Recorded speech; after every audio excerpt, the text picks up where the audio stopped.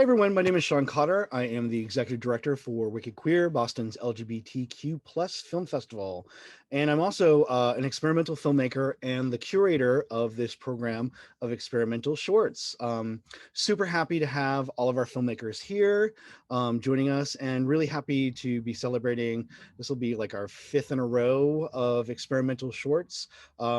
What I was saying to the filmmakers earlier before we started recording this, it's often that we don't have space as experimental filmmakers in the festival world. And I thought it was very important for queer artists and queer filmmakers who do work in a more of an experimental realm to have space inside a queer festival, because we're often left to the wayside. So let's get this party started. I'm gonna have everyone go around and talk, give a kind of a brief sort of synopsis of their film, introduce themselves, and then I have some questions and we'll have a lively conversation. So let's start with Emily. Hi, my name's Emily. I'm a filmmaker from Toronto, Canada, and my film is St. Clair West.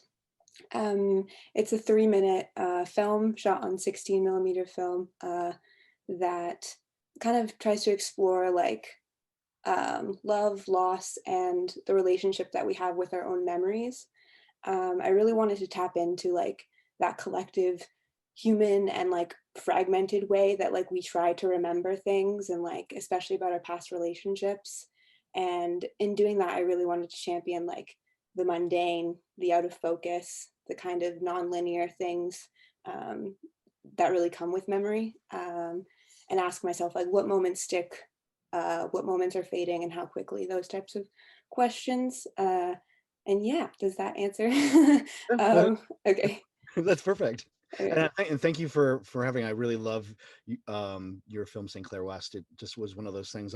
I'm a small gauge filmmaker myself, so I work in Super 8. So when I saw the sort of 16 and then sort of like the kind of processing and the sprocket holes and the film frames kind of floating in that space, it always really excites me when I see that. So again, I was really happy to sort of have that sort of cinematic deliciousness sort of portrayed in the program. So thank you. Thank you. So we're gonna move on to Jordan. Jordan, if you want to introduce yourself. Yeah, my name is Jordan West. I'm here in Boston, Massachusetts. And this film, Exorcisms and Other Supplications, is the second collaboration between me and fashion designer Jamal Osterholm. And it's a follow-up to our previous work together, Patron Saint. Whereas that one used a lot of negative space, this one tries to explore what utopia and architecture and design looks like, and how that has both included and excluded groups of people, using design as the tool to explore that. Yeah, I mean, I really responded to the sort of the architecture of your film, also the sort of the composition of it as well, because it did sort of have this sort of like play of black and white and space and gender and race and stuff like that. And I feel like all those conversations are very like of the moment right now. And I think that you kind of hit the sort of like the sort of the zeitgeist of that sort of moment with your film. So again, very happy to have it in the program. X-Ray, if you want to introduce yourself and your film. Hello, I'm X-Ray Ames with Basket Art Court. I'm an artist, and as most of my performances they exist, and they are videotaped and filmmaking and photographic done, and then maybe a couple of years I go in through it and then publish something positive as a film. Basket Art Court is a beginning of, in May and June, I did this performance, and it is different than all of my other artist making things that I do. And it's videotape and on my phone. And I just got into, I filmed every minute that I had it, and I figured out how to put it together. and I was really blown of it. It's really interesting to me to see everything, and if I had, it would be like 40 hours. So I had to figure out how to down um down fit it. So there's like 2 minute and there's a 11 minute, which you chose. And I was really pleased.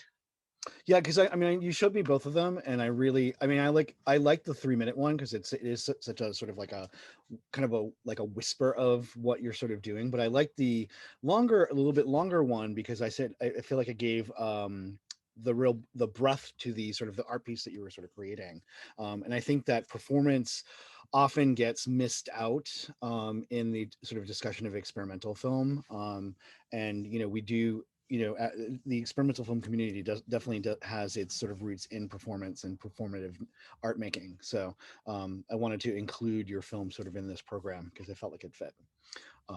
So thank you. Thank you. KVV, how are you doing? Tell us about your film. I'm doing well. Hi, Sean and everyone. I'm so happy to be here. My film is A Different Time. It's a 3-minute film I made with my partner in creativity and life, Ichaka Agba. It was shot entirely on the iPhone. It started off as an audio project with the text. Both Ichaka and I have lived most of our professional lives as theater artists. And at the beginning of the pandemic, that form of expression in art was just gone. But with this film, there was sort of this gift in that time to see like so much of our work in theater has been institutionally based. And we were able to, because we were lucky enough to be able to shelter at home and sort of go into our own self-taught, self-created film school in a way to really spend time with the tradition of queer filmmaking, which I had been hired to direct a film in November 2019. So that one's not complete yet, but this is the first completely self-generated work. And in terms of the film specifically, I wanted to, like I said, I started with the text, which I wrote, and wanted to sort of explore the boundarylessness feeling that was evolving at that time. And the boundaries that nature provides felt like the most lasting ones. And that conversation with living in the great Midwest freshwater basin, and that's sort of where we've been for the last year. And prior to that, we spent a lot of time traveling. So being grounded and really engaging with time as it exists in the natural world was really important. Yeah, I mean, I really responded to your film a lot, especially watching a lot of stuff that's been produced in sort of like the COVID lockdown. I liked the sort of the freedom and the energy of the outside that you kind of brought into your film, and I thought it was really important to sort of because it made me want to go outside, and I'm a shut in. Admittedly, and I feel like even more so with the sort of the pandemic is I was like, oh, shelter at home, no problem. Yeah. But it actually like it reminded me of like sort of being in a neighborhood, being out in the woods, that kind of sort of that sort of energy that's really kind of important, and the sort of like the lapses of how time moves through that as you're sort of outside. And I thought that sort of really kind of resonated with sort of me, and it kind of fit really nicely into the program as a whole. So thank you. Thank you so much. Oh, Happy you're to meet everyone. Lee, if you want to talk about your film. Hi everyone, I'm Lee Campbell. I'm an artist and filmmaker from London, and my film Let Rip was actually it was one of the films I made 2 years ago, which spoke very much about my identity, because most of my artworks, I come from a fine art background, from painting and drawing, and it was a really important work for me a couple of years ago, and still is, because it was the first work which I wanted to be really explicit about what it felt like for me growing up in 1990s Britain as a gay teenager in British suburbia.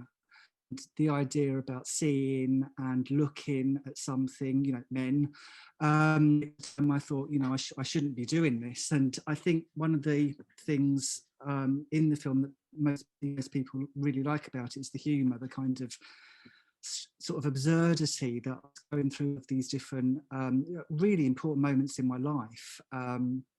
But look, I can now look in retrospective, you know, nearly 30 years ago, going, wow, all the lengths that I went to hide that. So, for example, there's a lot of text in the film, you know, spend on George Michael than learn his song lyrics, you know, watching, you know, gay kissing on TV and my dad trying to hide his discomfort and sometimes not. So there's that kind of really dark humour. And although it's quite funny in places, it's actually quite sad and very painful. But I don't come from a film background, but I found that I had, because down, I kind of, you know, like most of us, we were kind of, you know, what's available at hand. And I had this whole backlog of artworks of, you know, 25, 30 years. So all the imagery that you can see, like the background, the paintings, the drawings, they come from this personal archive. And when I made Let Rip, it was when I basically discovered Moving Image and how those meanings have now changed from when first produced all those years ago. But I think one of the significant things is the ripping, because when you rip something, you normally open it up, you reveal something. Don't really reveal anything. It actually becomes even more private and concealed. I guess also there was a happy accident with the film. There's a section where I'm ripping in black and white, and when I rip, this colour comes out. Well, that was this effect that I found on iMovie. So basically the film's just made with the most rudimentary equipment, which is mobile, and then it's composed with all these short clips placed into iMovie. But I discovered the green screen effect on iMovie, and that's how I get all of those different layers. So this kind of text seeping, these kind of layers coming through from underneath, looking like they're appearing. Yeah, that's really, it was like a short, as I say, a very short film that has actually kind of set off a lot of different avenues in the last couple of years. So thank you for accepting it. Well, thank you for being part of it. I kind of really responded to your film a lot as a sort of like a growing up sort of gay myself, and sort of in a you know, an environment where, you know, in an age where, you know, it was not cool, it wasn't accepted to be gay, or all those kind of confusing sort of feelings. And I thought that all that sort of was very universal and very resonating in your film for me. So I kind of, you know, I wanted to include it because those sort of things still exist out there, and I hope to that it will resonate with somebody else as well. So moving along, Frankie, if you want to talk about your film, introduce yourself. Hi, I'm Frankie Simons. I'm a filmmaker and a multimedia artist. And yeah, I'm from Boston, but I live in Salem, Massachusetts now. And I made the film Lorena Bobbitt.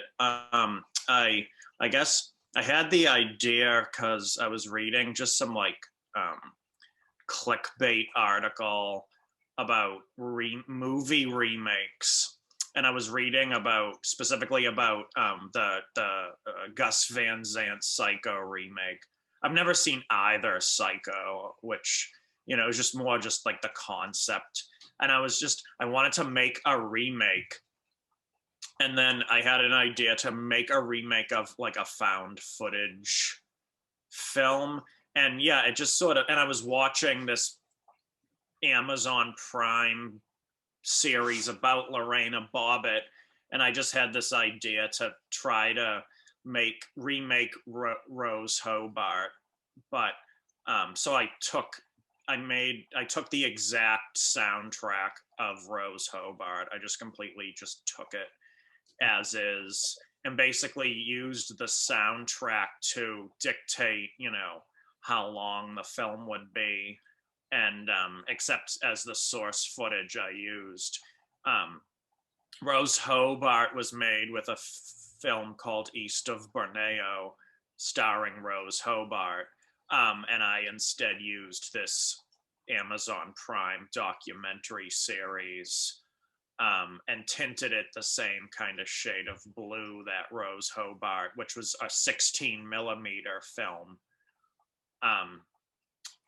Yeah, and yeah, I just sort of played around with that idea and thought, socially about, the way the Lorena Bobbitt story, which was like one of the first sort of like salacious tabloid news stories that was getting like the same airtime on major news networks as like global political affairs, and just because of the content and what that sort of meant in terms of like gender relations, I guess.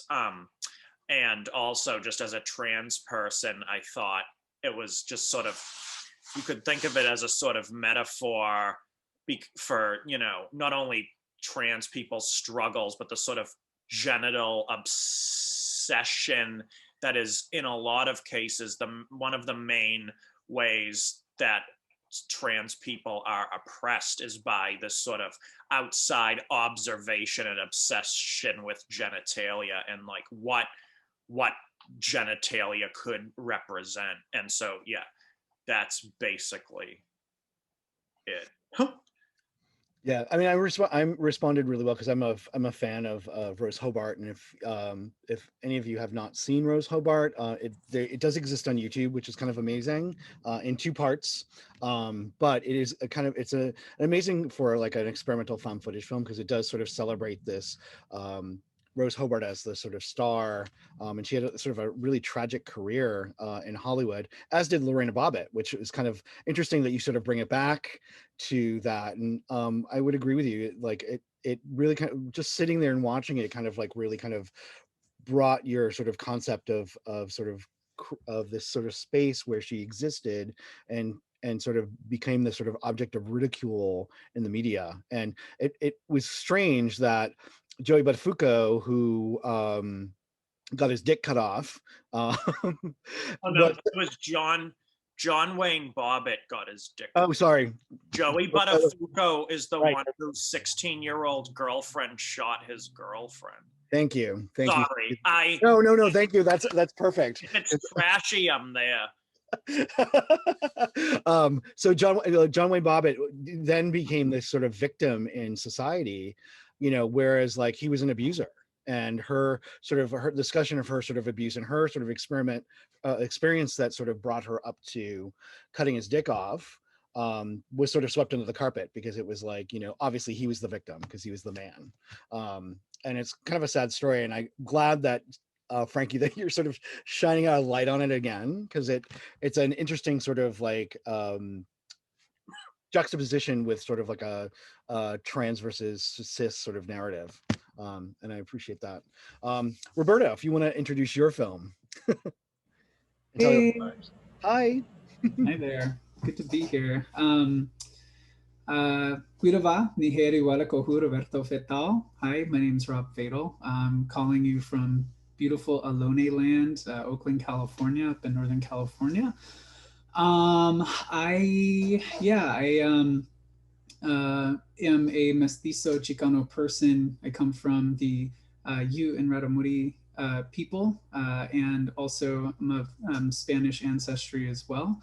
And that's kind of what my film Fluid Bound kind of looks at, is this conflict of identity, skin, the body, as told through like BDSM and experimental animation, specifically rope bondage. And I was trying to think of where that came from as everybody was talking. And I worked at kink.com for about 3 years as like a videographer and a photographer, kind of like right when I got out of college, and participated in the like larger BDSM and rope bondage community up here in the Bay Area. And of course, like I'm a part of like QTPOC rope and BDSM community up here, and we always talk about identity and how that plays into the idea of like dominance, submission, who we submit to, who we dominate, how we show up in those spaces. And I was thinking a lot about my own history as like a mixed Indigenous and Spanish person, and how that something about colonization and domination and skin, and because it's Easter, all the really hardcore kind of punishment stuff of Catholicism, how that got wrapped up in my identity and my culture's identity as like a mestizo person. But yeah, I don't have like the full words for it, but I think all of that kind of found its way into my film Fluid Bound. Yeah, and thinking about non-binary mixed identity is the thought behind like all of my work that I do, both in experimental cinema and in just normal film, or in more narrative filmmaking. And yeah, so I think that all feels like it's a really big part of this conversation. And I'm also sure there's a lot in the film that I don't fully see right now. This stuff usually plays out where like I'll see more and more stuff in my work as I kind of go on, as I look back on it years later, which is good to me. That tells me I did something right. So yeah. Thank you. I really kind of responded to your film a lot, because I did like the sort of the kind of removal of the binary in many ways, and kind of sort of that exploration of sort of the kind of the area, the kind of interior in between. And I feel like those areas aren't really kind of talked about a lot, especially in trans narratives. It's always the point A or point B, but the sort of the middle ground is really kind of like what I find really interesting. And I feel like that like you are sort of on this sort of like wave of that kind of exploration, and I want that conversation to sort of happen a lot more. Yeah, I think one more thing I should say. You just made me think about this. I'm sorry, I'm kind of nervous right now. But No, anyway, don't worry about it. And relax, you're amongst friends. So. Okay, yeah, I know. Everybody seems really cool, and I'm like, oh my god. But yeah, I was thinking too about when we're talking about domination and binaries, how my indigenous or how my Spanish ancestors dominated and colonized my indigenous ancestors with gender binary. And for indigenous people on this continent, on Turtle Island, gender non-binary has just like been the norm for thousands of years.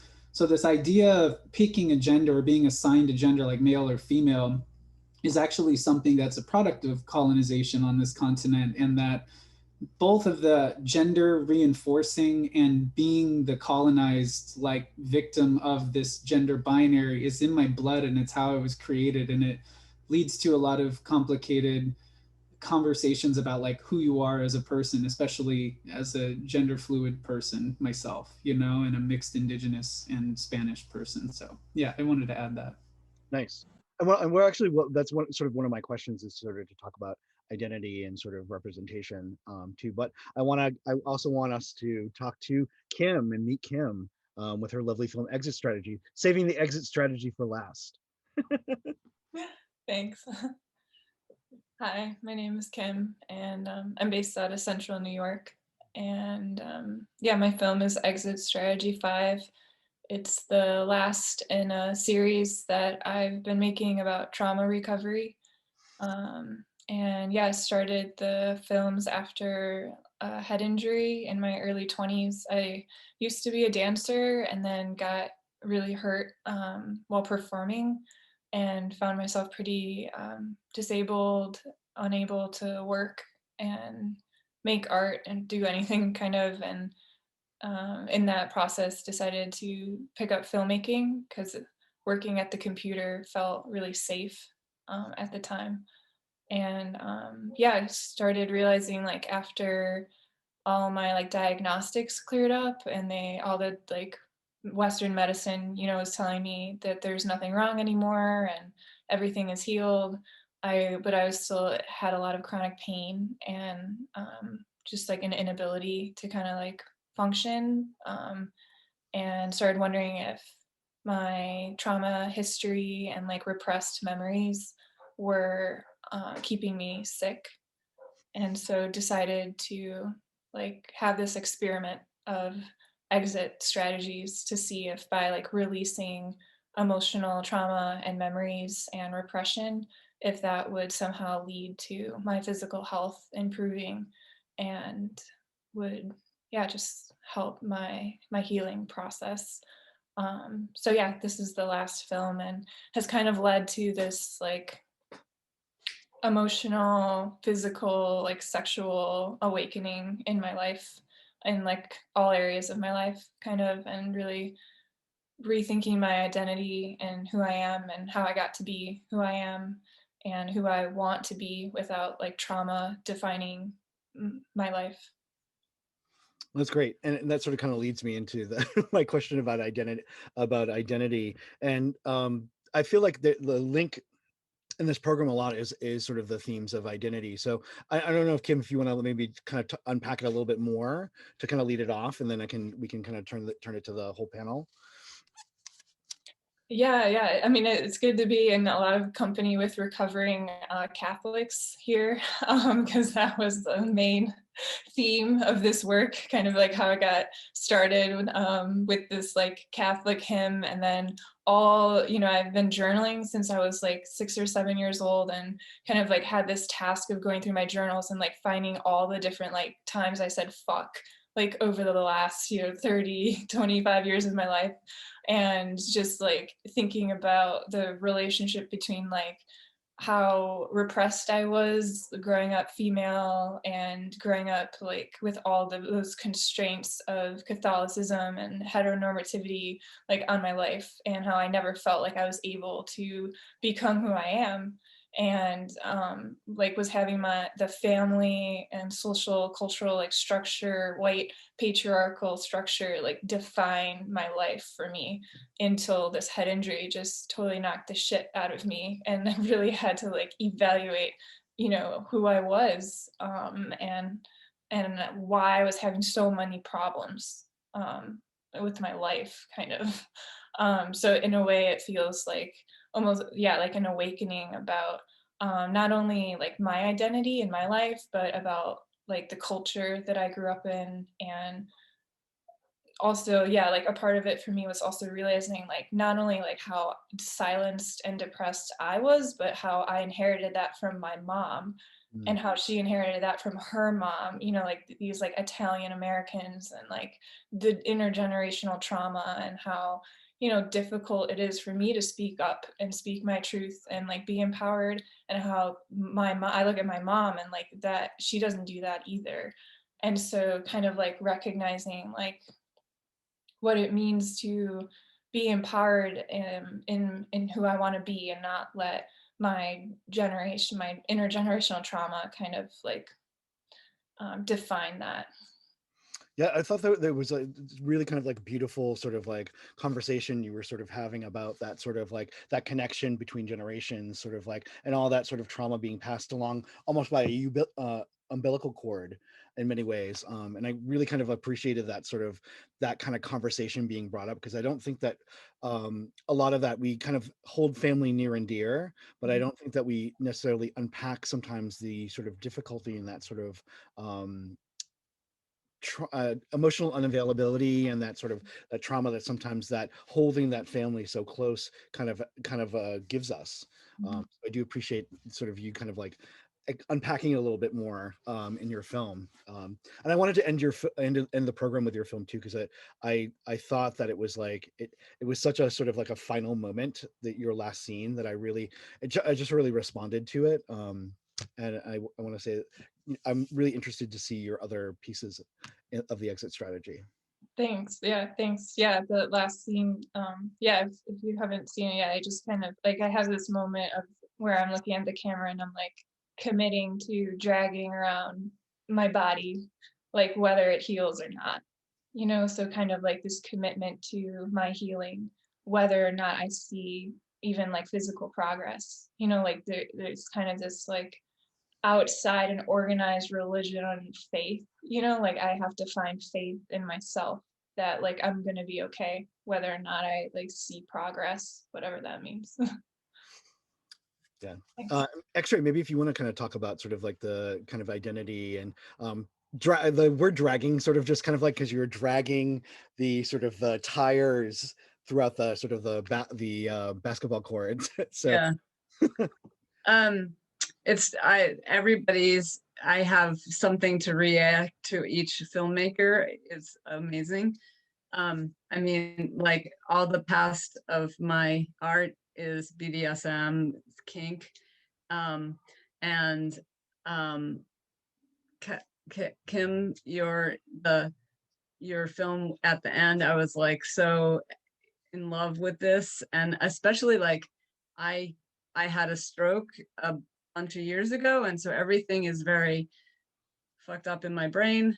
Oh, can I swear? You can swear. Fucking So swear. I had Okay. several strokes, and then I have aphasia, and like seeing things in people's films and whatever was difficult, but I could see fuck. And the way they in the wind, and it was like so nice. So anyway, I could keep going on and talk to everybody about their art, but so the BDSM stuff keeps coming in to my needle work in the past, but it was like I have other films about the basket art that I haven't made public yet, but there's like I am inside the need the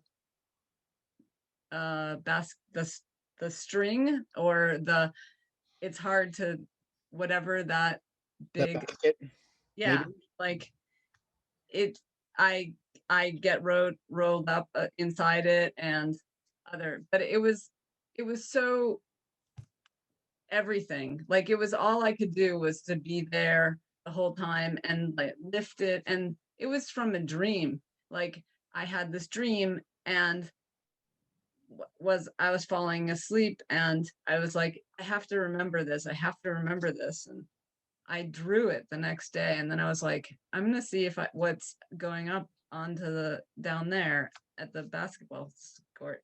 And it was amazing that I could do this. But I had I just collected the tubes, and it got to be so heavy, like 80 pounds for half of it. And yeah, it did a lot. There's photographs and stuff up on my website. I hope that answered your. Yeah, I mean, so it kind of did. So KVV, if you could maybe answer this question of like themes of identity in your sort of your work. Yeah. Okay. I think it's such a big and beautiful topic, and one that, especially with so much time sort of in an interior and personal world lately, to just be with oneself or with one's chosen family, like who you're spending the most time with. It's interesting for me because I feel like identity conversations around it exist both in terms of my own understanding of myself, but then everything in terms of how I'm received and perceived in the world then becomes a different, I mean, that's probably like 101 identity. But in my work, as somebody who's, I spent a lot of my artistic life being sort of a artist for hire, or being slotted into other people's creative work, like as an actor and interpreter of other people's stories. And so the freedom, and that's a big exploration specifically in the film that's a part of this program, this notion of what is liberation, and how queer futurity and queer utopian liberation is something that feels like it's always on the horizon, that we're still seeking it. And been reading a lot of, I've had time to engage more deeply with other folks who've put their language out there that's more thought out than mine on this beautiful Sunday. But having the chance to be the speaker and then also still collaborate as a listener, not just a speaker. So as I said, starting with text, which is what I'd done so much in theater, the text is sort of always the primary document and your interpretive artists around that. But the text that I created, I hold and want to lift up how much of it came out of lots of time of deep listening to the person I share space with. So I guess that sort of interdependent identity is an interesting thing to me right now. and always making sure in a way that I feel like queer spaces give more room to collaboration than heteronormative spaces do, where a hierarchy is still enforced in terms of writer, director, and this piece that's included here started as an experiment, and it feels like such a wonderful affirmation to be in a room of so many thoughtful, wonderful artists. I feel remiss in not having had a chance this weekend yet to engage, and I can't wait to, and then start some annoying reply all email chain with the group. But the identity is just, it's both the baggage I carry and also a door I get to walk through to understand myself more fully as this sort of like you interaction occurs. So my partner is featured as the primary, the person we follow in this piece. And she was very much engaged in, her yes was present as I was putting visuals to the written and the audio project, and the swirling of the words over and over, and then incorporating recorded and found score. So I don't know if that's a precise answer or it just relates to identity, but I'll stop and let someone else have space now. And no, I think you're hitting on it because that your film definitely felt very collaborative between you and your partner, and that was like the sort of the wondrous thing about it, is because you got this sort of glimpse into the sort of like almost like capsule of sort of like existence. And I thought, like, again, you were outside, so we got this sort of freedom of what's outside, but we also got this sort of like insulation, this sort of insular kind of like moment as well, that you really kind of like explored the sort of the relationship between you two. And that I really responded. Obviously I responded to it because we programmed it, but it hit like it hit a chord with me too. So and I know, Roberto, you kind of like talked a little bit about identity before. If you want to maybe talk a little bit more, you don't have to if you don't want to, but I'm gonna give it up to you next. About identity? Yeah, and identity, and sort of like how your identity really kind of like has sort of informed your artwork thus far, and especially with your film Fluid Bound. I know that you kind of touched on a lot of different aspects. I don't know if you wanted to add anything else. Yeah, I mean, I just I've gotten the privilege this last year to work with the Sundance Native Film Fellowship, and a big theme that we keep talking about is like decolonization in filmmaking and in media and art with a capital A, and filmmaking with a capital F. And what does it mean to decolonize and let indigeneity lead in these spaces? I think that is like, that can be obviously like the themes and the stories that we're trying to tell, or the histories we're evoking or calling in to question or trying to bring to the surface that are like more hidden.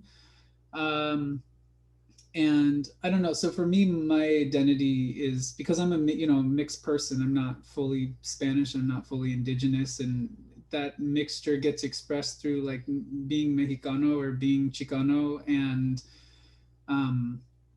being a sometimes white passing one at that. So I think about a lot of, I don't know, I think of, and then also being gender fluid, and just thinking about like all of these in betweens that I occupy, and but just being like comfortable in that in between space. But decolonization is being like a big chunk of my identity right now, and like decolonizing my ancestors, decolonizing my approach to filmmaking. Or like, I know you're talking, I loved how KVV was talking about hierarchy on normal film sets, and to me that's like symptomatic of this kind of colonization.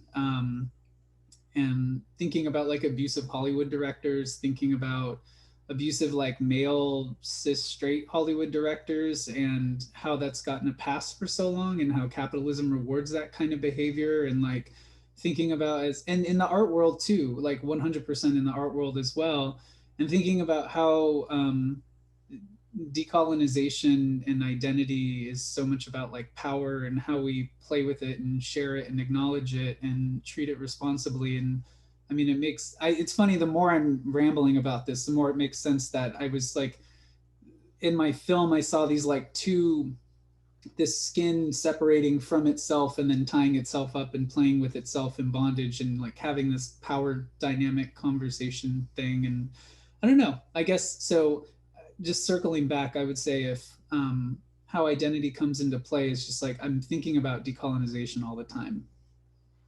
And I That's, think that it kind of comes across in your work too. I mean that was one of the things that sort of I responded to because in your sort of synopsis for your film, you identified it as two spirit, and as someone who's sort of I'm read. I can't say that I'm well read in it, but I mean I'm interested in decolonization as well because I feel like the one thing that the sort of the pandemic kind of really kind of brought to the forefront for myself as a cultural curator is that I want to even the playing field. I feel like the playing field has been very tipped to one way for a long time. And I know myself as someone who is like white and male passing, that it has sort of, I've had advantages in that. But I, at the same time, I'm like, I want to bring everybody along.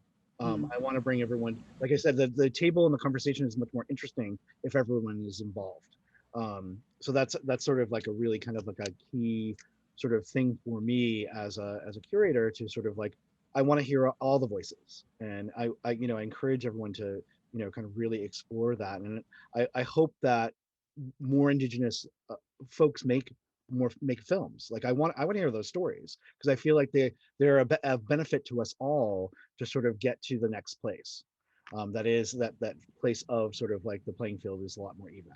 So I should also say too, with the term two spirit, I'm like torn between using that or not because it's a term that originates from a very specific indigenous community that I'm not a part of. I want to say that it's Lakota, I think, where that term originates from. And, like the Zapotecs in Oaxaca, Mexico had the Mushi, and the Zuni had the Yamana. Like there's all the different names for the different genders in different indigenous communities. And I know Two Spirit back in the 90s was kind of developed as a pan acknowledgement that, hey, indigenous people on this continent have had so many different types of genders for thousands of years. And I know that's what it's acknowledging. And I know there's kind of a movement now where people are like, unless you're a Lakota person, don't be using Two Spirit as like a signifier. So I'm being aware of that. I'm also kind of using it and referencing it as this way to say and just acknowledge kind of like in the 90s the way they were using it, and just basically saying that indigenous people on this continent have had so many different forms of gender expression for thousands of years. So I just kind of wanted to acknowledge that too. thank you for that. Jordan, if you want to kind of also sort of answer the question about identity and your work. Yeah, I think what everyone's saying about this idea of horizontal creation and how to like level the playing field in regards to collaboration is something that I remain really concerned about, especially in my work with Jamal.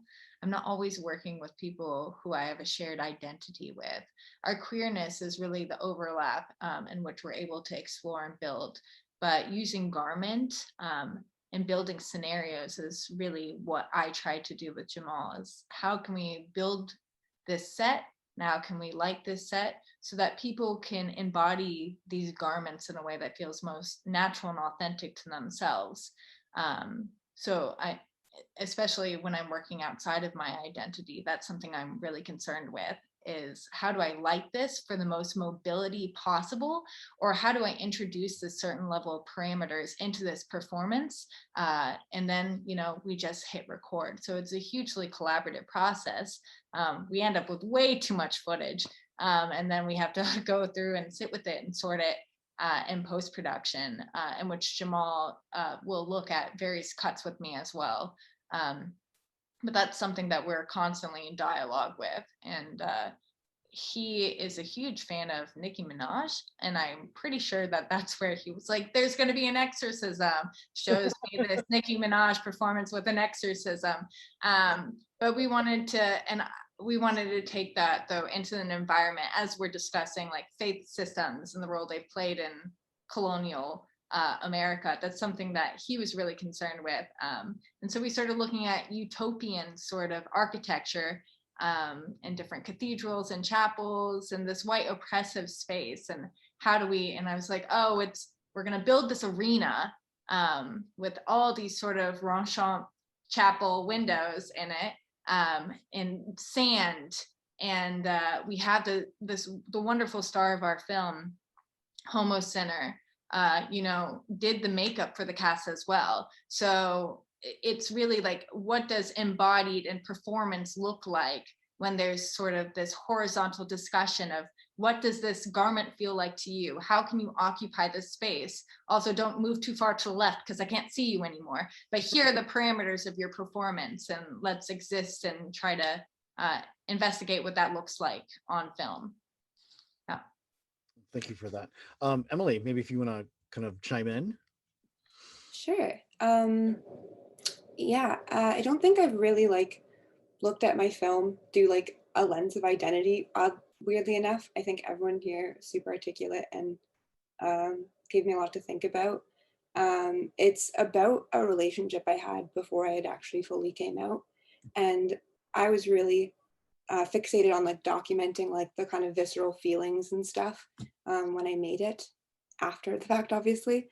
And so it was super important to me to be really raw and show all the imperfections of the film. Like you had mentioned, Sean, kind of you see the sprocket holes, you see the light leaks, you see everything that would typically be a mistake, or you'd want to crop out, kind of, you don't want to show those things. I just felt like there was a really intimate link between the way we remember things as people, and also the way that analog film works. Light passing through a gate and exposing celluloid, light passing through your eyes and on your retinas going into your brain and stuff. So yeah, that was why that type of aesthetic was really important for me to preserve in it, the final product. So I guess it was an attempt at kind of reconstructing those memories and an identity that I wasn't, when I was experiencing that relationship, fully come to terms with. And yeah, just trying to understand how I remember as memories are fading at the same time, and trying to make a kind of time capsule of what the memories were when it was shot and when it was edited. Yeah, it feels very fleeting, and that was one of the things I appreciated too, because it did have this sort of memory sort of nostalgia, but using the sort of the light leaks and stuff like that kind of really kind of push that sort of fleetingness along, which I really appreciated about your film. So yeah, thank you. So Frankie, do you want to chime in? Sure. Yeah, a lot of what everyone's saying is definitely making me see my film from, angles I hadn't considered. I mean, this movie, I don't usually make things like this. This was a very conceptual thing. I mean, in terms of video and film work I do, it's usually a lot more either based in a kind of experimental cinematic narrative, or based on my personal life as the content. I mean, in this case, yeah, I mean, I'm collaborating with Lorena Bobbitt as a media image, and so I certainly probably should have thought more about I mean, it just shows as sort of white Bostonian that I didn't even really think about what role I play as a white filmmaker making a film about an Ecuadorian woman who came to Virginia and married a Marine. Her story, of course, is very different than mine. And so at the same time, I mean, I am able to find, I mean, I think of the film actually as a very affectionate thing. Maybe irresponsibly so. you know, but I mean, yeah, I kind of in a weird way idolize Lorena Bobbitt. Not that I want to like castrate anybody, just as a sort of as a figure, you know. Um, um, I often had this feeling in the last 4 years that Donald Trump, for a lot of people, was this sort of surrogate for everybody who had ever treated them badly. And so while he was certainly is a total sack of shit, he also was this sort of he came to be this representation of yeah, something people could project their anger onto. And so I mean, I certainly consider John Wayne Bobbitt someone I could project my anger onto. And so the idea of yeah, I mean, there's my personal identity isn't so much a part of the film as my personal concerns are a part of the film. But I mean, you know, I do think that the liberty I took just using someone whose story is so unlike mine is, you know, something I certainly should have been more considerate of. And I'm glad that I could be part of this conversation and think about it in that way. Um, but yeah, identity is a big part of it, of course, but not necessarily my own. Yeah. I Well, hope that was a good answer. that it was a great answer because it was your answer. And I'm sorry, I'm not going to believe that you don't want to castrate anybody. Because we all want to. When you're not recording, All right, the names have uh, been changed to protect the innocent. yeah. So Lee, if you want to bring us home with the identity question. Oh, he's on the move. Sorry to put him on the spot. And Hello. No, sorry, my partner was making a cup of tea and the kettle was going off. Yeah, I thought there were some really interesting thoughts this evening. When I made Let Rip, like I said, my work had never any relationship to myself or giving of self. Quite a lot of work that I'd seen, particularly because as I say, I come from a fine art background. Whenever people talk about putting themselves so explicitly in their work, it can come across as a bit confessional, and I was worried that it was going to have that kind of almost kind of self-indulgent. You know, how like literally when you look at something else, how do you get into it? You know, what's the kind of entry point? Before I made that film, I was doing a lot of work with blind people, with the visually impaired. Now, I'm not visually impaired. I wear glasses, but I'm not classified as visually impaired or blind. And when I was making that work, I was, you know, it's like a whole body of research for about 5 years. I got a lot of stick from other people saying, you know, literally saying, you can't do this. It's not your place to be working with blind people. How can you possibly understand what they're going through? And I said, I'm trying to create this kind of environment to be able to, you know, what about the role of empathy? You know, just because I'm not blind doesn't mean to say I can't begin to understand the daily realities of what you're going through.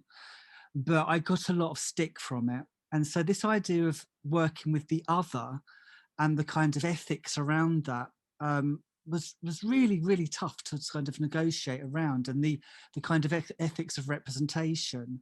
And so somebody said to me, well, why don't you then think about who's the most proximate other to yourself? And then I started making, it was interesting, KW was talking about making work with her collaborator or partner, and I made a lot of films or performances with my partner, and it was about our queer relationship and the kind of frictions between me and him. But again, it was working with somebody else, and he's not an artist, and it was it was really difficult to try to get him to do it, and it was a collaboration, but it wasn't at the same time. So all of these kind of ethics of representation and speaking for others and speaking for people and getting people to do things on my behalf, I was getting my partner to do this work. It was really troubling me at the time. So that's when I made Let Rip, and I made it because I wanted to be the subject. And yes, I was worried that it might come across as not necessarily self-indulgent, but when people watch it, even though they might not be of the same identity of myself, they're like, yes, but we can relate to this on some level. You know, it might not, you know, it might be that I fancied not my geography male teacher, but my female geography teacher. You know, there's all these other kind of ways in. And what I found interesting with that, particularly with this film, is that although when I was working with the blind community, it was actually vision and seeing and visuality that actually was really at the core of doing that work. And it was only when I actually made this film did I realise why I was interested in blindness in the first place. And it's about, yes, I think we mentioned this earlier, that you come to terms with or you kind of had this idea around your identity, but it's how do you project that out to others, and how do people receive you, and so it's not only just looking, but how you are being looked at. So I think there's really interesting conversations around who is the object, who is the subject, and actually what happens then when you're both the object and the subject, like I am in this film, because I'm the director, but I'm also the object of what you're looking at. So when I first showed the film, I was incredibly uncomfortable. I remember the first viewing, the first screening, and I literally hid away because like I say, it was the most personally private work that I'd ever put out into the work. And it actually shocked me that I could be so confident and so brave. But yeah, it really made me think, I don't want to work with the other. I want to work back within myself. And I can try to find a way which doesn't feel exclusive, in the sense that, you know, that, like I said, a lot of confessional art can do, but to think, well, we have there is difference here, but let's not just try to find the difference, let's try to find the similarities as well. And that's what I really love when I watch other people's films, that regardless of what our identity might be, that there are always entry points, and that role of empathy, I think, is important when we're dealing with the other. Yeah, I mean, I would agree with that, because sometimes it's really hard to sort of put your personal sort of work and your sort of personal self out there without it becoming navel gazy or that, but to sort of really kind of create a sort of world that is universal, that in a perspective that's universal enough that you can kind of let people in, and let people in sort of safely, is kind of like a wonderful thing. So we're heading towards the hour mark. So I had a couple more questions, but I'm gonna have to like table them for now. But I want to ask everybody a quick question. We'll have a quick go around for one last time. Is tell us, and this is the hot question of the festival. It's like, we're a year into the pandemic. How has COVID sort of really kind of changed the way you work, and what's next for you? It's a two-parter. And Emily, why don't you go next? Yeah, that's a loaded question. Yeah. I'm in my last year of film school right now, and so it's been really hectic I need to make my thesis film, and having to balance like that and like what I wanted to make with like the realities of COVID and the realities of like making it within an education institution that has so many other, things obviously that they're worried about.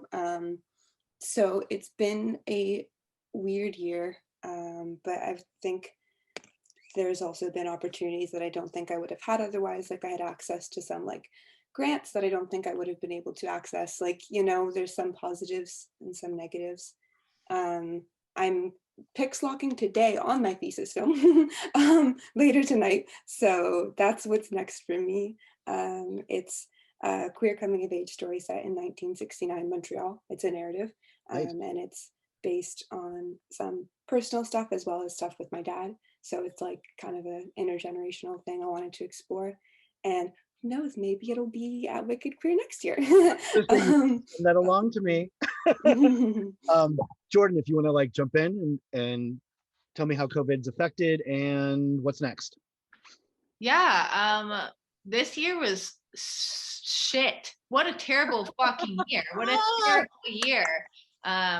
Yeah, and like I'm like sitting and doing this and my partner's across from me working. I'm like, this is our box. Look at our happy box. So yeah, I would say it's been a devastating year. But I went back at the beginning, the pandemic hit, and suddenly, you know, I was teaching from home, had lost my other job. There was a lot more time than I usually have. Which I mean, like when you're not like so fucking depressed about having time, you try to put it to good use. So it's like that process of forgiving yourself for not taking advantage of the time you've always wanted, and this like consistent processing and mourning. But I wrote a terrible script like a couple years ago, just fucking garbage. And I went back and I rewrote it at the start of the pandemic. It was picked up by a production company, and now I'm shooting my debut feature film this year. Nice. Yeah, right? Hopefully it won't be garbage. But I think that this idea, this interfacing in this way, like the fact that we're all over the world and interfacing over Zoom has opened up so many possibilities for collaboration that are more international and wider reach and global than could have previously been accomplished. And I hope we like kind of take these lessons of allowing people of different abilities, people with different capacities to participate in these ways, because it really just opens up this wide network. Yeah, I'm really pleased to have tapped, and you know, people are a lot more responsive than I thought because Zoom is now part of our communication culture. So thank goodness for, you know, the last couple year or so, but oh my, hot garbage. Well, I want to end your sort of like, because when you were talking about the box that you're living in, I want to encourage everyone to quote Yoko Ono, open your box. And that we're all waiting for that box to open up. So and on that sort of note, Frankie, you want to talk about what's next and how the pandemic has affected you? Oh, I mean, since the pandemic, I mean, I wouldn't say the pandemic caused any of my problems, but it certainly made a lot of them clearer. I mean, yeah, I mean, it was a horrible year for me, but it turned out, you know, not to be, at least the horribleness was constructive, you know, and so there is a sort of, you know, perverse sweetness to my misery, but I think that too may just be a product of my past Catholicism. I don't know, but either way, yeah, I live in Salem now. I started a band with my roommate called the Incontinence Project, which we've released 3 singles. We're gonna keep doing that.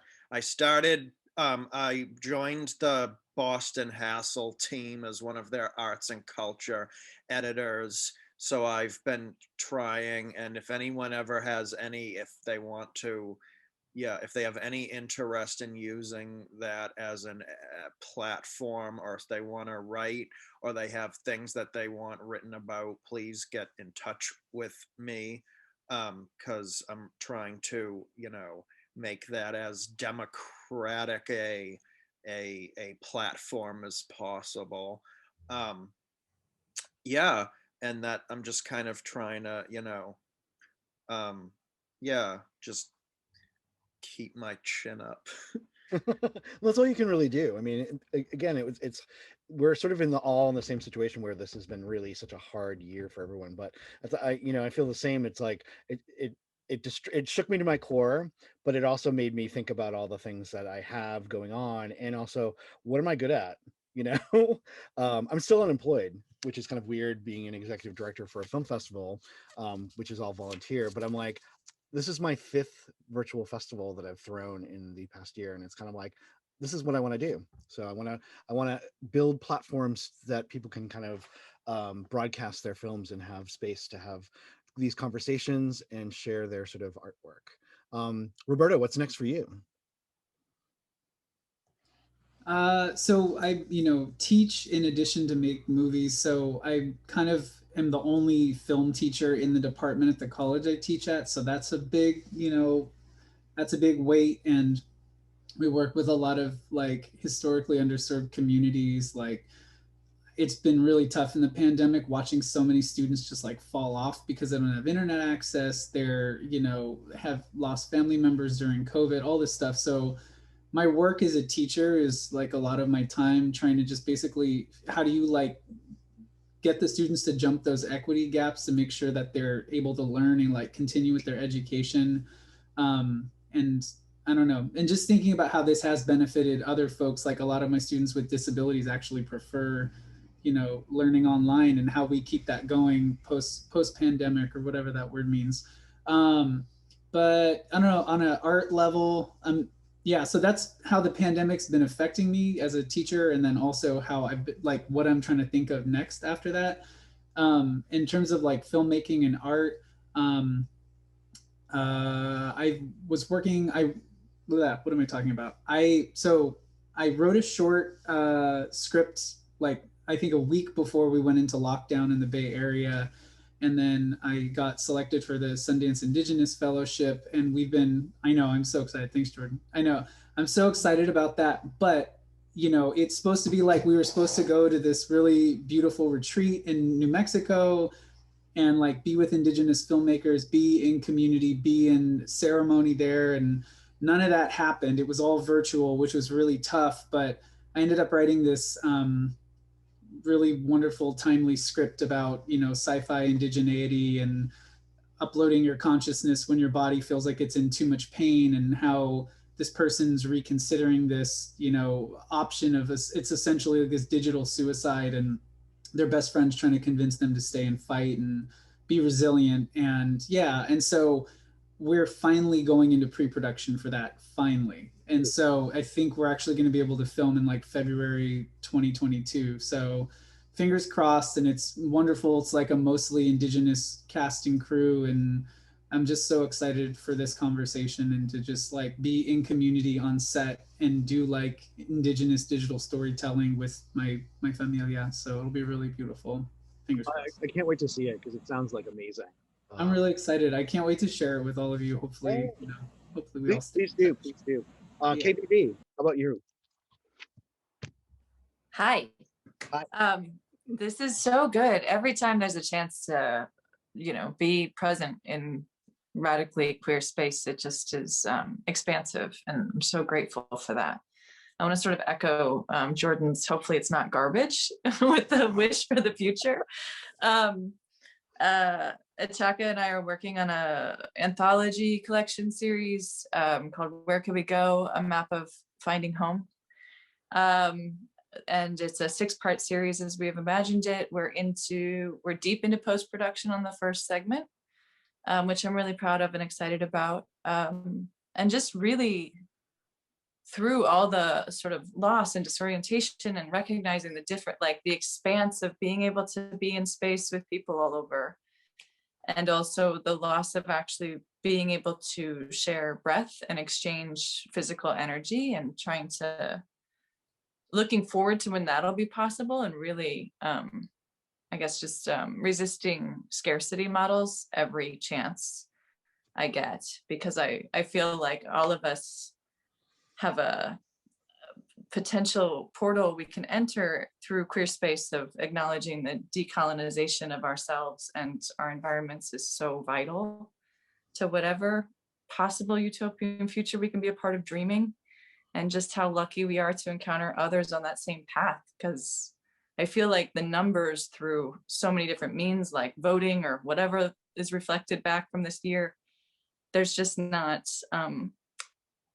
enough of us to even entertain a notion of scarcity, that there's so much space for all of us to find together. And so, like, thank you for everyone present today And I hope the future means knowing more about you all too.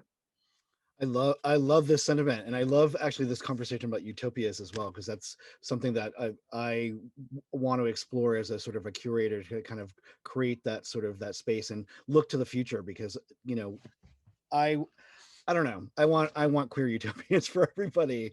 Kim, if you want to kind of chime in.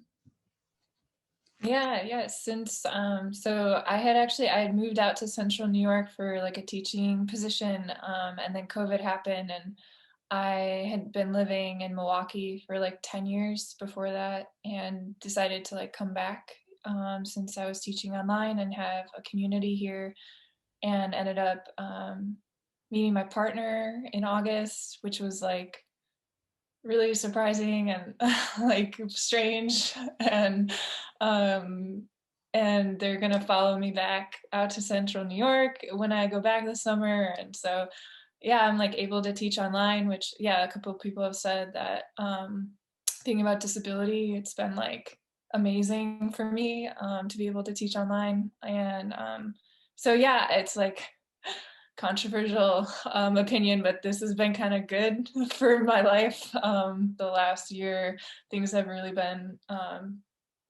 well for me in this really awful time for a lot of people.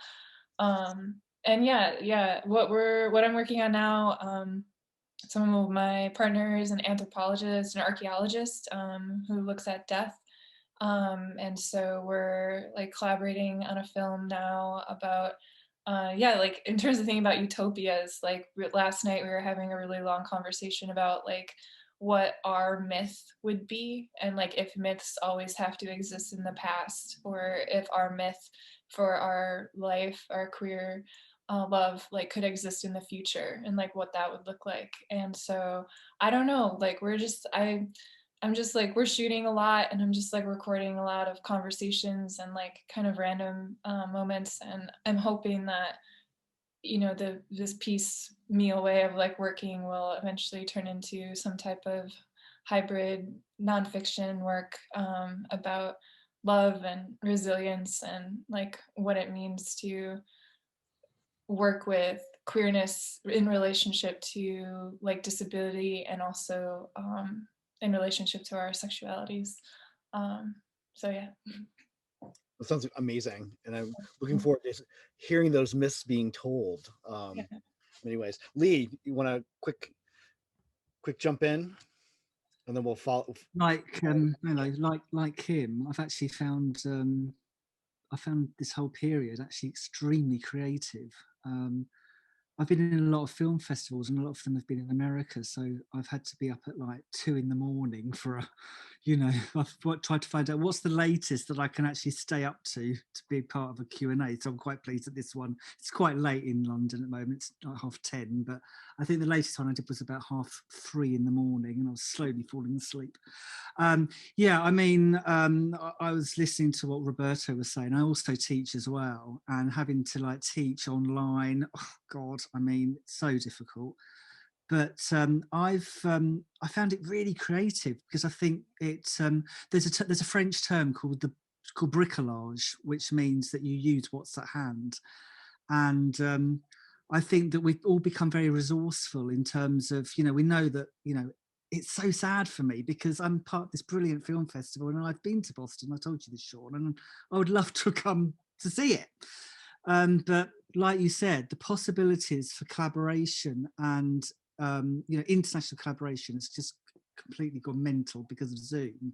And if we think about this time last year, I didn't know what Zoom was. I used Skype, but I had no idea what Blackboard Collaborate and all these other kinds of platforms. In terms of what I'm doing at the moment, I've actually started to write horror. I've gone into crime fiction. Yeah. Because the work was getting a bit. So after Let Rip, I made another series of works which were very personal, and I wanted to go back and think about my relationship with my partner and the dog that we have. And the dog is this kind of this murderer. So you might be seeing the film in the next submission. But yeah, there's actually Well, it's a lyric from one of Bjork's songs, and I don't know if she's got it from like a Buddhist mantra or something. And she says, "The less room you give me, the more space I've got," which I think is brilliant, because it's saying that we might be in these really contained, these really controlled, contained spaces like what we are at the moment. But actually, we can be very, very creative in terms of our own imagination of how we utilize those kinds of resources. So lovely to meet everyone, and I hope I get to see you in the real world at some point. Me too. X-Ray, if you want to bring it home. Oh, there you are. Well, so I'm working on a bunch of films as extra aims, and that's, if you go to my website, I think there's a bunch of films I have to make for other performances that are on there. And then I've been working on archiving the past at Truth Serum Productions, other life that I do. And I think a lot of processing that stuff so that I can send it away will be part of what I'm doing.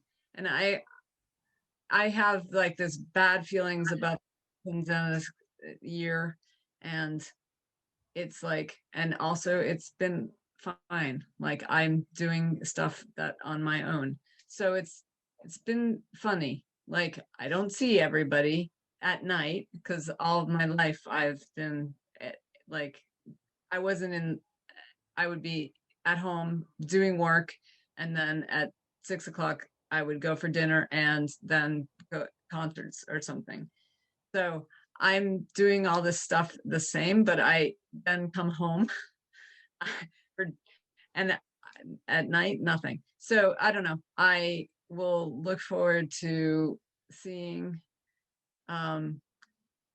outside, I guess, because it's warm. So that's, I want to lead this in looking at the summer. Nice. And that's a good way. That's a good way for us to sort of end this with, again, with the opening of the box, and the Zoom box, and sort of like really kind of like kind of that connection that sort of entails us all gathering together. I want to thank all of the filmmakers that were part of this program. To the audience out there, if you've not seen Experimental Shorts, what are you waiting for? Come on. It is running on Zerb TV, started on April 1st. It's running to the 30th. Our main Wicked Queer Festival runs from April 8th to the 18th. www.wickedqueer.org for more information. Again, thank you, everyone. This has been such a pleasure to meet everybody. And I would love to bring everyone to Boston once we are safe to gather. So cheers and blessings to all of you. Thank you. Thank you. Thank you. Bye-bye. Meet you all. Thank you.